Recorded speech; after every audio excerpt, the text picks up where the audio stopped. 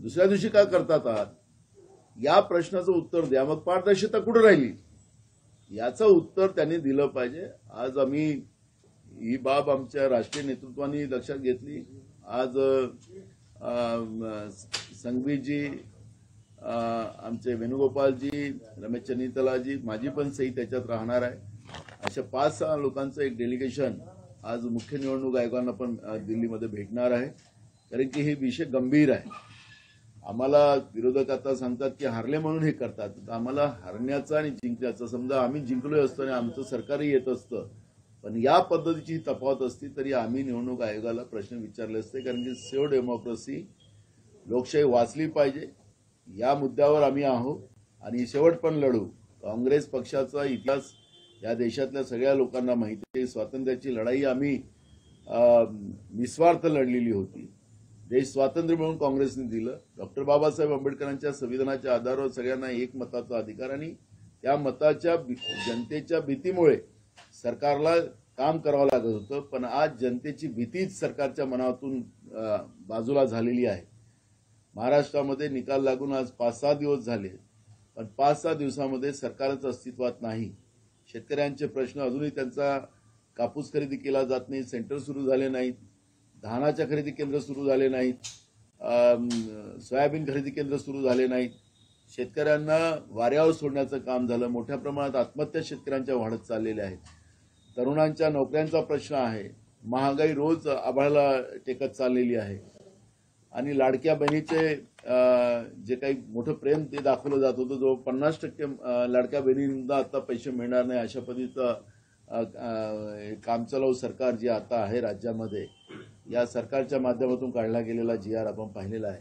त्यामुळे या सगळ्या विषयाचं गांभीर्य का नाही, कारण की लोकांच्या मतापेक्षा आता आम्हाला मशीनच आमची कामाची आहे. मताची गरज नाही. मशीन आणि त्या व्यवस्थेला, निवडणूक आयोगाची ही व्यवस्था आहे, त्याला सांभाळलं म्हणजे आम्हाला कोणीच हारू शकत नाही.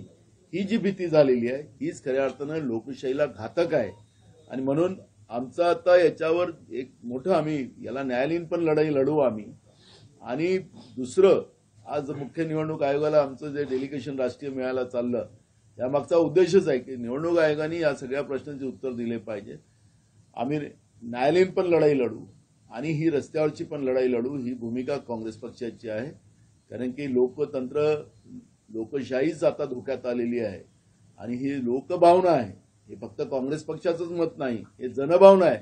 आणि ह्या जनभावनेची लढाई काँग्रेस लढेल आणि लोकशाही वाचवेल. सुधीर मुनगंटीवार म्हणाले की जर का तुमचा ईव्हीएमवर आक्षेप असेल तर ज्या राज्यामध्ये ईव्हीएमच्याच निवडणुकीमध्ये तुमचं सरकार स्थापन झालं तिथले सरकार राजीनामा देईल का? यालाच धरून एक प्रश्न आहे. पृथ्वीराज चव्हाण म्हणाले की मी इंजिनियर आहे आणि मी काश्मीरी सांगू शकतो, हॅक होऊ शकतो. मी मशीनच्या बद्दलचं बोलतच नाही आहो. मुनगंटीवारला काय वाटतं मला माहिती नाही आहे. आताच लोकसभेमध्ये त्याच्याच मतदारसंघात 47 मतांनी हारले, ते 1000 मतांनी हारले. मुद्दा तो नाही आहे. मुद्दा मी घेतो आहे मशीनचा नाही आहे, निवडणूक आयोगाच्या कार्यप्रणालीवर आहे, त्या व्यवस्थेवर आमचा आक्षेप आहे. आमचा मशीनवर आक्षेप नाही आहे. हा जो गैरसमज आहे, हवेत गेलेली लोक, सत्तेची मस्ती, फुकटात मिळालेली सत्ता, म्हणजे घाम नाही काढला, लोकांमधून त्यांना मतदान झालेलं नाही आहे, हे लोक म्हणतात आहे, मी नाही म्हणत आहे. त्यामुळे मी जे काही प्रश्न उपस्थित करतो ते जनतेचे भावना मांडतोय. आम्ही मतदान केलेलं नाही, हे आले निवडून कसे, ही जनता म्हणत आहे, नाना पटोले नाही म्हणत आहे. त्यामुळे मी मशीनवर माझा आक्षेप नाही, निवडणूक आयोगाच्या व्यवस्थेवर आणि व्यवस्थापनावर, पारदर्शकतेवर. ती पारदर्शकताच कुठे दिसत नाही. मग तुम्हाला ऑनलाईन सिस्टीम आहे, आरओ तुम्हाला पाठवतं स्टेट निवडणूक आयोगाला, स्टेट निवडणूक आयोग केंद्राच्या निवडणूक आयोगाला पाठवतं आणि त्याच्यानंतर त्यांच्या वेबसाईटला कोणाला किती मतं मिळाली ते येतात. मग हे सगळे आगळे त्यांना तातडीने जात असताना तुम्हाला रात्री 11:59 5 वाजताच्या नंतर बाकीचे आकडे तुम्ही केले, 58% मतदान झालं होतं. नंतर तुम्ही रात्री 11:59 तुम्ही 62 पॉईंट काही मतदान झालेलं आहे. दुसऱ्या दिवशी तुम्ही अजून त्याच्यामध्ये 1.3% तुम्ही आणखीन इन्क्रीज करतात आहे. हे कशाचं द्योतक आहे? हा प्रश्न माझा आहे. माझा मशीनवर इश्यूज नाही आहे. तुम्ही म्हणता की लोकांनी मतदान केलं नाही तर मग हे निवडून कसे आले? हे लोक म्हणतात आहेत. तुम्ही म्हणता की ईव्हीएम बद्दल पण तुम्हाला आक्षेप नाही, मग मला मी काय मी तुम्हाला पण प्रश्न कळला नाहीये. माझा प्रश्न असा आहे की मी जे काल आकडेवारी मांडली ते पुन्हा तुमच्या समोर अजून मांडतोय की निवडणूक आयोगाने 20 तारखेला 11:59 पहिले त्यांनी 5 वाजता जे आकडे दिले होते ते 58% दिलेले होते. मग 58% आकड्याच्या नंतर डायरेक्ट 11:59 त्यांनी 65.2% मतदान झालं असं जाहीर केलं. त्याच्यानंतर दुसऱ्या दिवशीच्या दुपारी 3 वाजता त्यांनी सांगितलं की 66.5% झाले. मग त्यांनी रात्री त्यांना हे डिक्लेअर करायचं होतं, रात्रीच करायला पाहिजे होतं. ऑनलाईन सिस्टीम आहे. आरोकडून जे माहिती जातं या ऑनलाईन सिस्टीम आहे. तुम्हाला एवढा वेळ का लागला? दुसऱ्या दिवशी 3 वाजता तुम्ही जे आकडे दिलेले आहेत त्याच्यामध्ये 1.3% मतदान तुम्ही वाढवलं दाखवलेलं आहे. त्या आकड्यांची ही संख्या होते 1.3 ची 9,99,559. मग ही मतं वाढली कुठं? पारदर्शकतेच्या नावाखाली तुम्ही व्हिडिओ काढतात, फोटोग्राफी करतात. मग अशा 15-15, 20-20 किलोमीटर तर लाईन लागल्या नसतील. लागले असतील तर ते फोटो त्यांनी व्हिडिओ दाखवले पाहिजेत कुठे कुठे लाईनी लागल्यात. हे एवढं मतदान आलं कुठून? माझा प्रश्न तो आहे.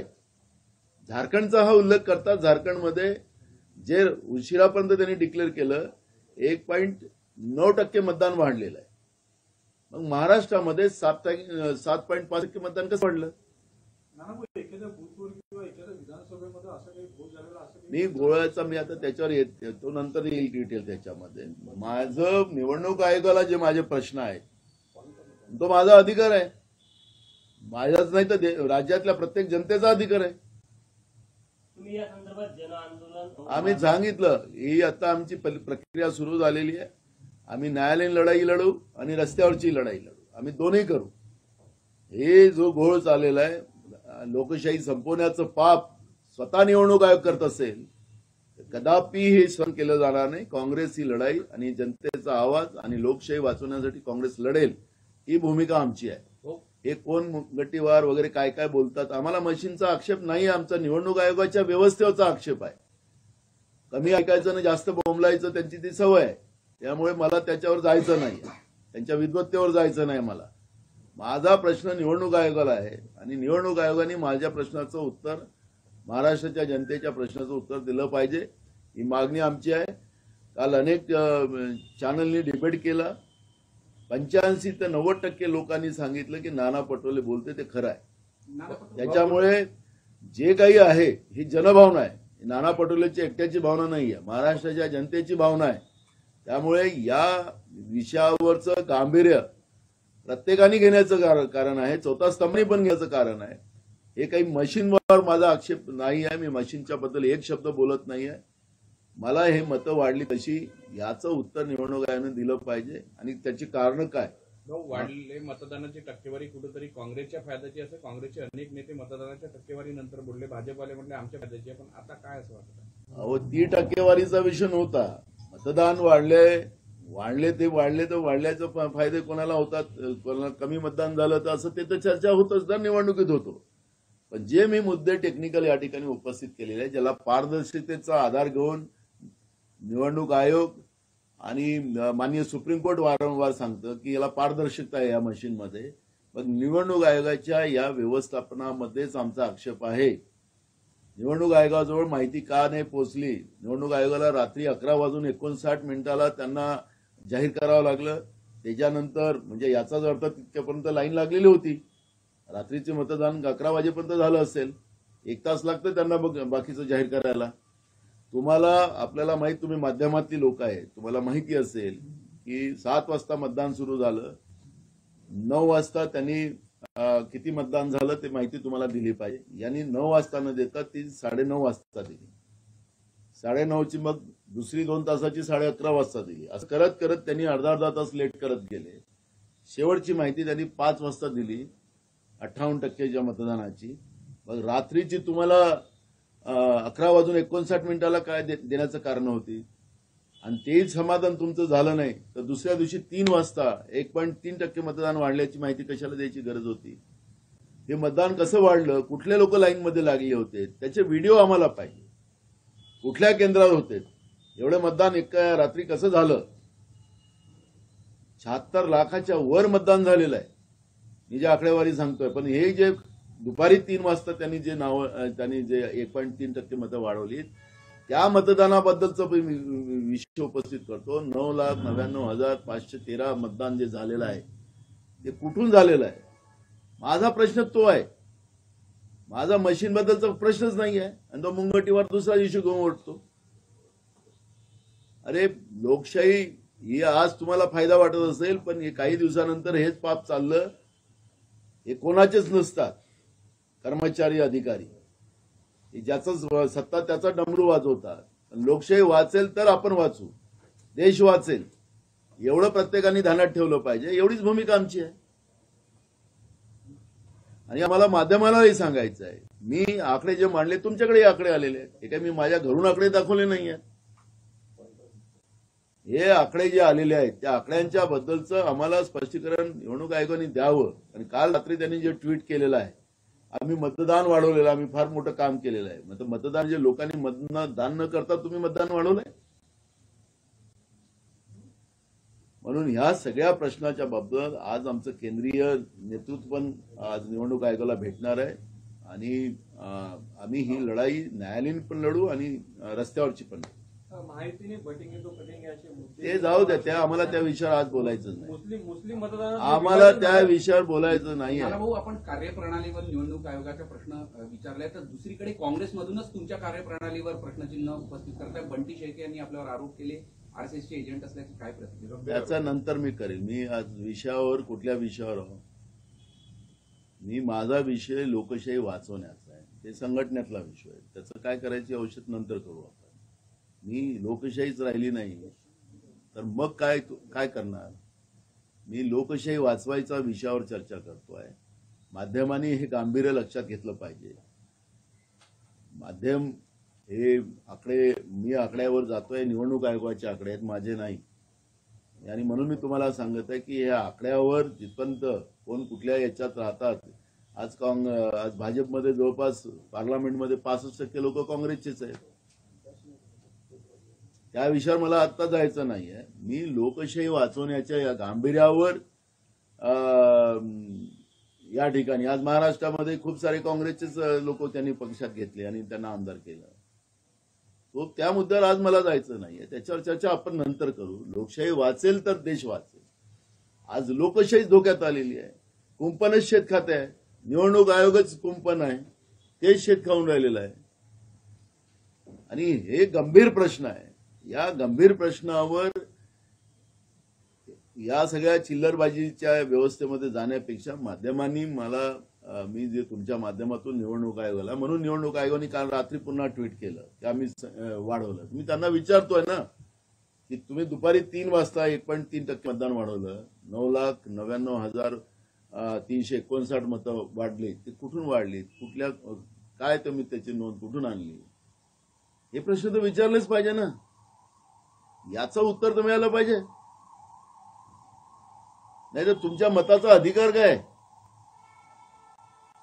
तुम्ही म्हणता की मशीन राहिली तर तिला कोणी कॅप्चर करू शकत नाही वगैरे. सुप्रीम कोर्टाचे अनेक निर्णय त्याच्यामध्ये आहे. निवडणूक आयोगाने आपली भूमिका सुप्रीम कोर्टात मांडलेली आहे. मग आता ते तुम्हीच कॅप्चर करून राहिलेत ना.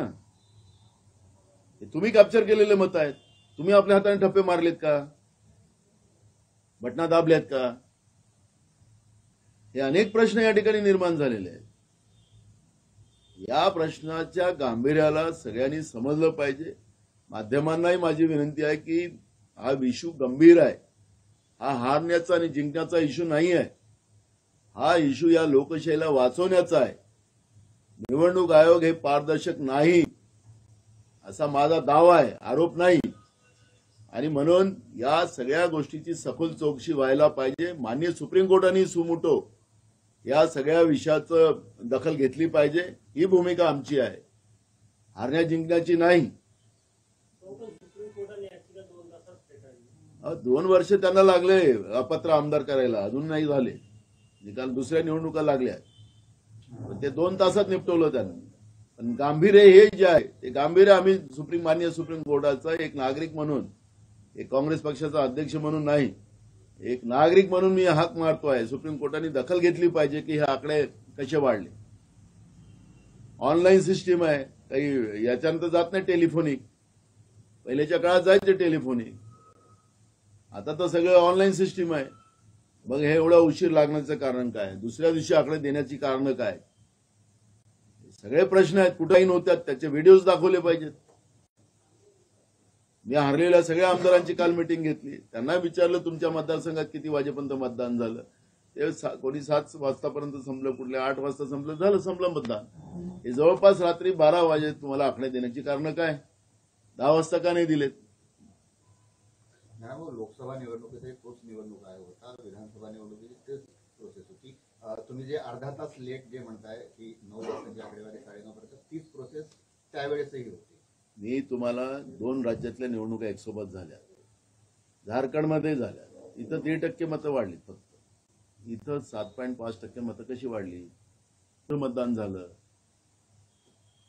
दोन्ही राज्यातलं तुम्हाला फरक सांगतोय. तिथे 9-10% वाढायला पाहिजे होते, तिथे 5-6% वाढायला पाहिजे होते. होतात मागं पुढे होतात ना, आम्ही मान्य करतो. लोक लाईन मध्ये लागले राहतात, त्या ठिकाणी होते. पण 7.6% मतदान तुम्हाला रात्रीपर्यंत 76 लाख मतदान झालेलं आहे. हे सगळ्यांची टोटल लावली. मग एवढी लाईन कुठे लागली होती? आता तुम्ही माध्यमात तुमचे कॅमेरे फिरत होते, तुमच्याजवळ असेल व्हिडिओ दाखवा की रात्री 12 वाजेपर्यंत मतदान झालं. 10 किलोमीटर लाईन लागलेली होती, 5 किलोमीटर लाईन लागलेली होती. तुम्ही तरी दाखवा पुरावा.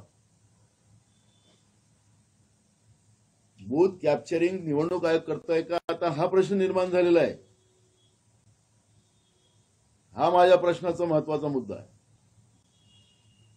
वो हिंदी में जानना चाहेंगे, आपने चुनाव आयोग पे आक्षेप उठाया है, कुछ परसेंटेज भी बढ़े हैं, क्या कहेंगे इस पूरे मामले में और आगे की भूमिका क्या रहेगी? देखो, ये चुनाव आयोग ने जिस तरह से ये चुनाव प्रक्रिया में ही गड़बड़ की है और एक तरफ बूथ कैप्चरिंग की है, ये मेरा आरोप नहीं है, वास्तविकता है. जो चुनाव आयोग के आंकड़े जो है, उस आंकड़ों के आधार पे ये दिखाया जा रहा है कि 20 तारीख को पूरा वोटिंग होने के बाद, और ये ऑनलाइन सिस्टम है, तो ऑनलाइन सिस्टम में आधे घंटे 2 घंटे के डिफरेंस में उनको आखिरी की काउंटिंग देना जरूरी था. लेकिन उन्हें रात के 11:59 पर उन्हें जो वोटिंग हुई उसके आंकड़े दिए, उसमें 65.2% वोटिंग हुआ है, ऐसा दिखाया है. चुनाव आयोग उसमें शांत नहीं बैठी. चुनाव आयोग ने दूसरे दिन दोपहर में 3 बजे उन्हें उसमें इफाजा किया, इंक्रीज किया कि 66.5% मतदान किया, यानी उसका बढ़ोतरी होगी 1.3%. उसका अगर एवरेज अपन बनाते हैं तो 9,99,359 वोट बढ़ गए दोपहर में 3 बजे, और उन लोगों ने दूसरे दिन दिया है वो आंकड़ा. तो इसका तो हम तो इस इलेक्शन कमीशन से जवाब तो लेके रहेंगे, और जवाब तो देना ही पड़ेगा उनको. ये भूमिका हमारी है. आखिर ये लोकतंत्र की ये बात है. माननीय सुप्रीम कोर्ट में ये प्रकरण लगा था अभी 2 दिन पहले, तो माननीय सुप्रीम कोर्ट ने 2 घंटे में ईवीएम मशीन का रिजल्ट दे दिया. लेकिन महाराष्ट्र में अपात्र विधायकों का निर्णय देने को 2 साल लग गए. तो मैं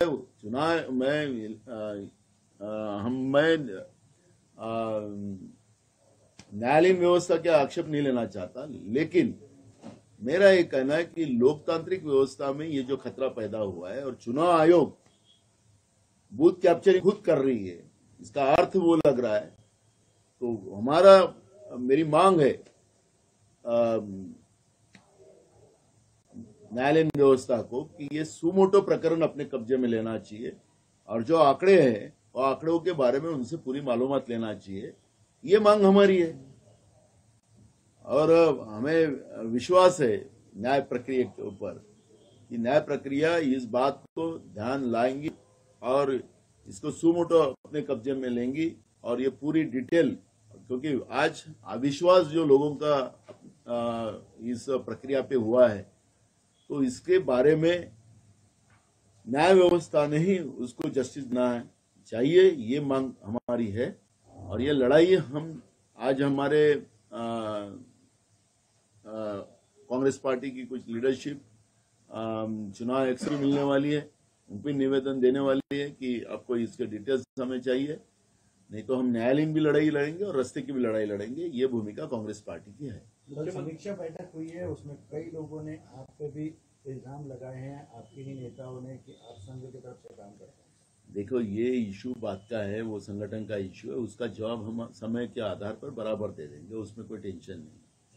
मैं डेमोक्रेसी की बात कर रहा हूँ और डेमोक्रेसी बचना चाहिए, क्योंकि हम लोकतांत्रिक व्यवस्था में हैं और हमें आजादी कोई आसानी से नहीं मिली, कोई भीख से नहीं मिली। कई लोगों का बलिदान इस देश में देना पड़ा, अब तब कहीं हम लोगों को आजादी मिली।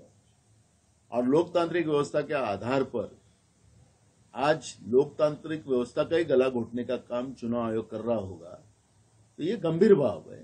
इसका तो जवाब हम अपने ढंग से देंगे, उसका कोई नहीं, इलाज हमारे पास सब है। लेकिन अब लोकतांत्रिक व्यवस्था की जो परिस्थिति बनी हुई है, इसका जवाब तो हमें चाहिए। हम चुनाव आयोग से तो जवाब लेके रहेंगे। हमने जो सवाल खड़े किए हैं उनको जवाब उनको देना ही पड़ेगा। आपके वोट परसेंटेज कैसे बढ़े, कौन सी लाइन किधर लगी थी, कैसे वोट बढ़े, उसका तो हम रीजन तो लेंगे। हमारा ईवीएम मशीन के बारे में बात नहीं, हमारा चुनाव आयोग के ही व्यवस्था के ऊपर हमारा आक्षेप है और चुनाव आयोग ने इसका जवाब देना है और देना ही पड़ेगा। अगर ये इस तरह से ये सब मामले को नजरअंदाज नहीं किया जाएगा और हम ये आखिरी तक लड़ाई लड़ेंगे और चुनाव आयोग को इसका जवाब देना ही पड़ेगा। सरकार अजून स्थापन झालेलं नाहीये, त्याच्यावर हो यार, त्याला दरेगावी चालले गेलेले आहेत, 2 दिवस कुठल्याही महायुतीच्या बैठक होणार नाही अशी चर्चा आहे। बघा, हे लोकांच्या मतानी सरकार आलं असतं तर त्या सरकारला काळजी राहिली असती। हे लोकांच्या मताने आलेलं नाही, निवडणूक आयोगाच्या कृपेने आलेले सरकार आहे, जे आम्ही मुद्दे उपस्थित केले त्यामुळे। आज धान खरेदी केंद्र सुरू झाले नाही, कापूस खरेदी केंद्र सुरू झाले नाही, सोयाबीन खरेदी केंद्र सुरू झाले नाही, शेतकऱ्यांच्या आत्महत्या मोठ्या प्रमाणात वाढल्या, बेरोजगारांना नोकऱ्यांचा आमिष दाखवलं होतं त्यांच्याबद्दलचं अजून कुठली चर्चा नाही। सरकार आपल्या मस्तीमध्ये आहे, कारण की त्यांना निवडणूक आयोगाच्या कृपेने ते निवडून आलेले आहेत आणि म्हणून जनतेची भीतीच त्यांच्या मनात नाही आणि त्याच्यामुळे ते तसे वागतात आहे। त्यामुळे मला त्यांच्यावर फार काही प्रतिक्रिया द्यायची नाही आहे। माझी जी भूमिका आहे ती आहे निवडणूक आयोगाच्या या अप्रामाणिकपणामुळे झालेलं जनतेच्या या लोकशाहीमध्ये जनतेचा मताचा अधिकार संपवण्याचं पाप जे आज निवडणूक आयोग करताय त्याच्यावर माझा आक्षेप आहे आणि महाराष्ट्राच्या जनतेचा सुद्धा आक्षेप आहे। अनेक काल माझ्या या मुद्द्यावर डिबेट झाल्या, त्याच्यामध्ये जवळपास 85 ते 90% लोकांनी या पद्धतीचं समर्थन केलेलं आहे। त्यामुळे महाराष्ट्राच्या जनतेच्या ह्याच भावना आहेत आणि त्याच्यामुळे हा मुद्दा माध्यमांनी उभा केला पाहिजे, कारण की लोकशाहीच आज धोक्यात आलेली आहे, अशी आमची भूमिका आहे। रात्री अमित शहासोबत झालेल्या बैठकीतला एक फोटो आला ज्यामध्ये अजितदादा खुश दिसला, मात्र मुख्यमंत्री एकनाथ शिंदे जे आहेत ते नाराज असल्याचं सोशल मीडियावर आम्हाला त्याचा काय संबंध नाही हो, कोण नाराज आहे आणि कोण खुश आहे आणि कोणाला काय करायचं, आमचा काय संबंध आहे।